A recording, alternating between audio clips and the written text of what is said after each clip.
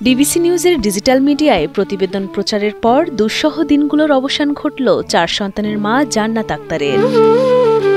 স্বেচ্ছাসেবী সংগঠন ও সমাজের বিত্তবানদের কাছ থেকে অর্থসহ প্যাডেল চালিত ভ্রাম্যমাণ একটি দোকান ও পণ্য পেয়ে হাসি ফুটেছে জান্নাতের মুখে। এমনকি দীর্ঘদিন স্ত্রী ও সন্তানদের খোঁজ না রাখা স্বামীও ফিরেছেন জান্নাতের কাছে। রাস্তাতে আমি বাচ্চাগুলা নিয়ে আমি সাহায্য বেড়াইতাম, খাইতাম। আমার একজন ম্যাডামে আমার একটা দোকান ধরায় দিছে, আর দোকানে কিছু মাল সামানাও দিছে। এখন আমার স্বামীটাও ফিরে আসছে, এখন ভালো, আমি ঘরে বসে খাইতে পারতাছি আমার বাচ্চাগুলা নিয়ে। আমি অভাবের কারণে এই বাড়ি থেকে চলে গেছিলাম। যখন আমি টিভিতে দেখি আমার বউ ভাইরালে গেছে, তখন এই বাচ্চাগুলার দেখে আমি আর অনুতপ্ত হয়ে গেলাম। আমি আর থাকতে পারলাম না, বিধায় আমি ফিরে আসছি বলে আমার বাচ্চাগুলার পাশে আমার থাকতেই হবে।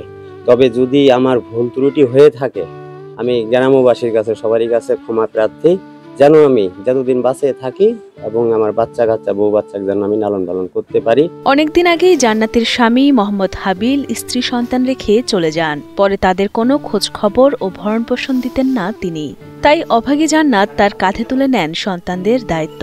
ঠাকুরগাঁও শহরের পরিষদপাড়ায় একটি ভাড়া বাসায় ছোট্ট 4 সন্তানকে নিয়ে কষ্টের জীবন শুরু হয় তার।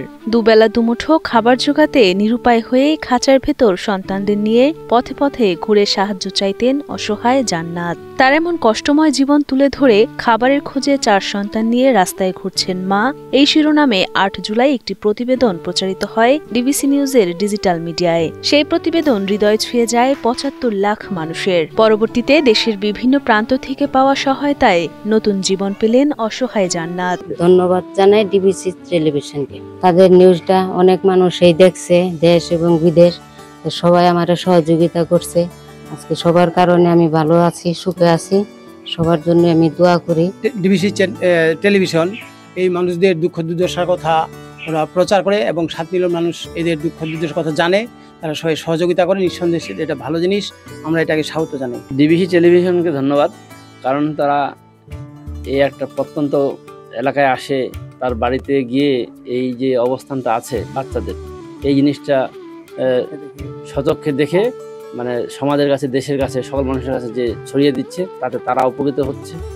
হ্যাঁ, ওই ছোট বাচ্চাদের জীবনের মানের পরিবর্তন ঘটবে, তার পরিবারের পরিবর্তন ঘটবে। জীবিকার ব্যবস্থা হলেও জান্নাতের এখন চাওয়া স্থায়ী থাকার জায়গা, যেখানে স্বামী সন্তানদের নিয়ে নিরাপদে থাকতে পারবেন তিনি। একটা বাড়ি, আমার একটা তাহার জায়গা নাই, ভাড়া বাড়ি থাকি, ভাড়া দিতেও আমার সমস্যা, অনেক টাকা ভাড়া।